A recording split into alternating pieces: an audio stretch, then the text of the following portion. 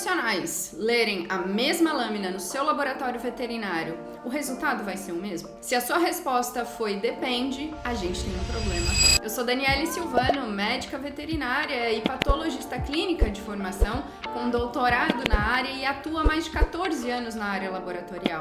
Também já gerenciei o maior laboratório da América Latina e atuo com qualidade e na estruturação de laboratórios veterinários. Hoje eu quero falar sobre algo que impacta diretamente no seu laboratório veterinário a qualidade do seu diagnóstico, a subjetividade. Porque quando cada profissional interpreta do seu jeito, parece apenas uma diferença de opinião, mas na verdade isso é uma falha de processo, de procedimento. E hoje eu vou te mostrar que a subjetividade na patologia clínica veterinária, ela não é falta de conhecimento, ela é a ausência de uma padronização. Na rotina do laboratório veterinário, nós lidamos com decisões que vão impactar diretamente o diagnóstico clínico e, consequentemente, o paciente. Cada lâmina analisada, cada hemograma processado, cada laudo entregue carrega uma responsabilidade técnica e uma influência clínica real. Só que existe algo que ninguém fala com clareza sobre o laboratório veterinário, que a maioria dos erros que acontecem na rotina, eles não são por falta de conhecimento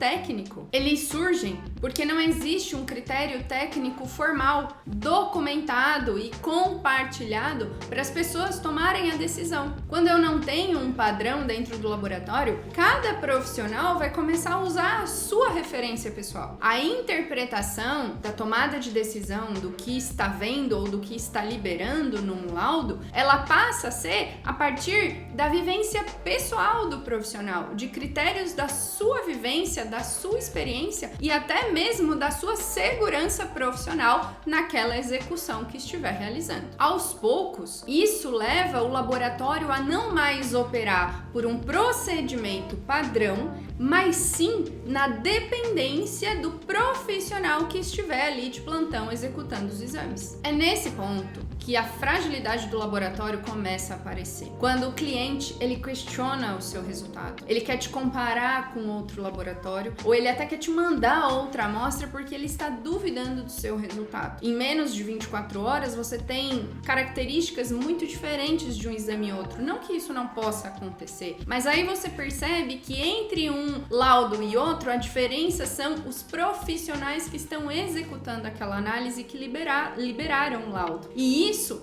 eu atendo muito aqui nos meus processos de consultoria, mas também eu já vivi na prática, quando a minha cachorrinha ficou internada e a gente fazia exames, hemograma principalmente, todos os dias para fazer o acompanhamento da evolução dela no processo de internação. Essa ausência de padronização, de critérios na hora de ler uma lâmina, por exemplo, gera uma insegurança nos profissionais. Ou pode ir até o outro extremo e de dar muita segurança, só que de forma individualizada na hora de liberar um laudo. As decisões de colocar observações ou classificar determinadas alterações, elas não são baseadas em critérios técnicos, e sim bastante subjetivas do ponto de vista pessoal. O que isso leva a um problema muito grande na hora de você entregar um laudo com consistência. Essa ausência de padronização gera uma insegurança dentro da equipe técnica. Por quê?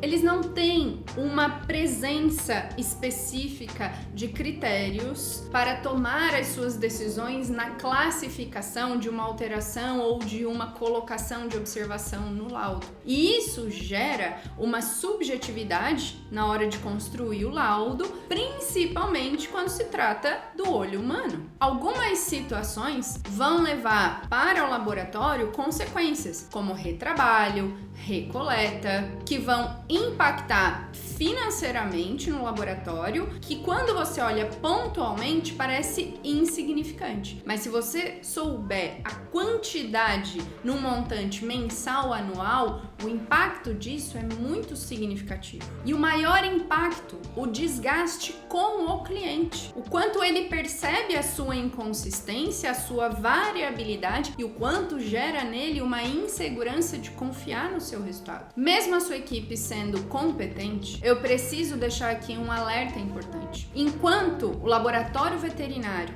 ele depender de pessoas e não de processos, a excelência ela será uma condição circunstancial e não sistemática. Agora eu vou te mostrar como reduzir essa subjetividade no seu laboratório veterinário, mas não com uma fórmula mágica, nem tão mesmo com uma questão técnica isolada. Reduzir a subjetividade não é sobre prestar mais atenção, não é sobre ter mais experiência, é sobre tirar a decisão de colocar ou não uma observação ou considerar ou não uma alteração morfológica do âmbito da percepção pessoal e levar para decisão técnica com critério, e isso compartilhado entre todos os operadores. Se você quer começar a reduzir esse problema no seu laboratório veterinário, eu gosto de pensar em 3 movimentos estruturais. Não são ações isoladas, são questões de maturidade. A primeira delas é definir critérios objetivos e documentados. Não basta que todo mundo saiba como faz. Isso não é padronização, isso é costume. E costume, ele muda de pessoa para pessoa conforme a entrada e saída de pessoas. O que sustenta o processo, a qualidade no laboratório, é a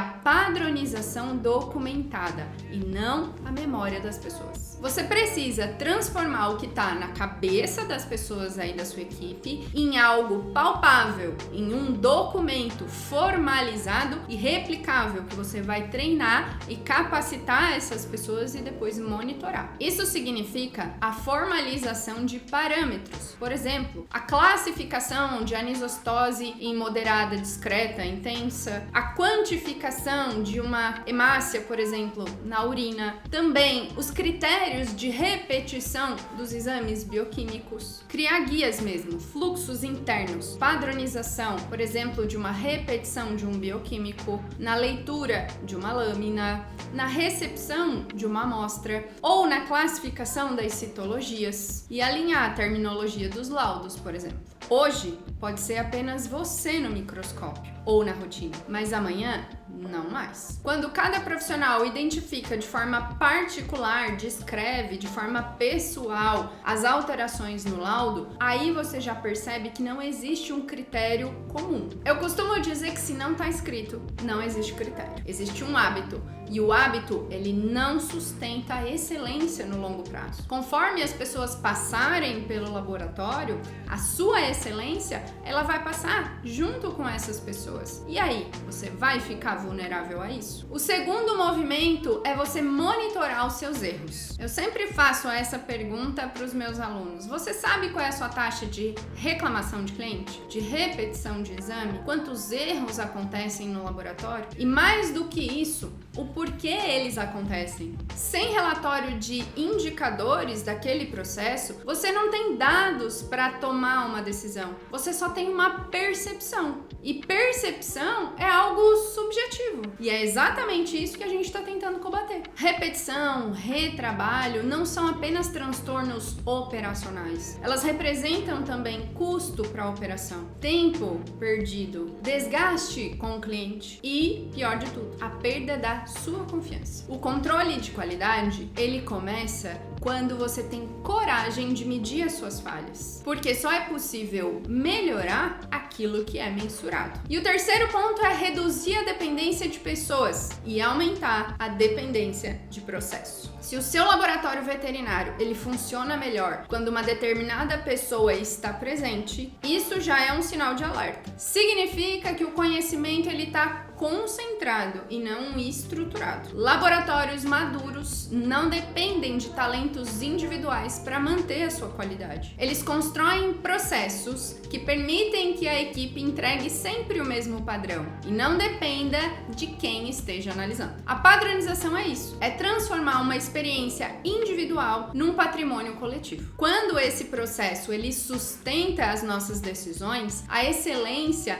ela deixa de ser uma coisa ocasional e passa a ser uma questão consistente dentro do laboratório. Se você já chegou até aqui nesse vídeo, muito provavelmente está buscando maturidade técnica. Então se inscreve no canal porque os próximos vídeos vão aprofundar exatamente nisso. Como estruturar o laboratório para reduzir erro, retrabalho e insegurança. Na prática, isso aparece de uma forma muito simples. 2 profissionais analisam o mesmo paciente em momentos diferentes. Um libera a presença de esferócito e o outro não. O clínico, ele vê os laudos e fica confuso. Aparentemente, num primeiro momento, parece só uma variação técnica que pode acontecer. Mas na maioria das vezes, o que está por trás disso é a ausência de um critério comum na hora de tomar a decisão. Se não existe uma referência clara de critério para presente ou ausente num laudo, cada operador vai basear pela sua régua. E quando a régua muda, o diagnóstico também vai mudar. E aí você imagina o cliente confuso, questionando esse resultado e muito provavelmente ele vai pedir para você repetir esse exame. Temos aí ou uma recoleta, ou um tempo a mais que você vai ter que se debruçar sobre aquela lâmina, mas também uma insatisfação desse cliente ou uma dúvida que surge na cabeça desse cliente. Agora imagina o clínico olhando para esses 2 laudos, ficando confuso e você sendo questionado. Você vai ou sugerir uma nova amostra, ou vai ter que se debruçar sobre essa lâmina para saber o que realmente deveria ter sido liberado. Logo, o seu cliente também já está em dúvida sobre os seus resultados. Isto gera desgaste e custo operacional, fora a sua confiança que está em xeque. O problema nunca foi a lâmina. O problema foi o seu sistema que não sustentava a decisão dos operadores. Se eu pudesse resumir a ideia principal desse vídeo para você levar aí para sua rotina na prática a partir de agora, eu diria o seguinte: primeiro, subjetividade recorrente não é uma questão pessoal, não é cada um tem o seu olhar dentro do laboratório. Na maioria das vezes é falha estrutural, falta de critério claro sustentando a decisão de cada operador. Segundo, controle de qualidade não começa no equipamento mais moderno, nem na tecnologia mais cara. Ela começa quando você tem critérios claros, documentados e indicadores para monitoramento. Quando você mede o erro, a taxa de repetição, o índice de concordância entre os operadores, você revisa o processo e você sustenta a decisão que vai dar o padrão para os seus operadores. E terceiro, a excelência laboratorial, ela não é talento individual. Não é depender da pessoa mais experiente da sua equipe. Excelência é sistema. É uma estrutura que permite que o laboratório entregue o mesmo padrão, independente de quem esteja analisando. E se você trabalha com laboratório veterinário e precisa sair do achismo para estruturar padrões técnicos aplicáveis à sua rotina, desde a leitura até a entrega do laudo, já se inscreve no canal porque agora eu vou trazer diversos vídeos aqui aprofundando assuntos que com certeza vão te ajudar muito. Até o próximo vídeo!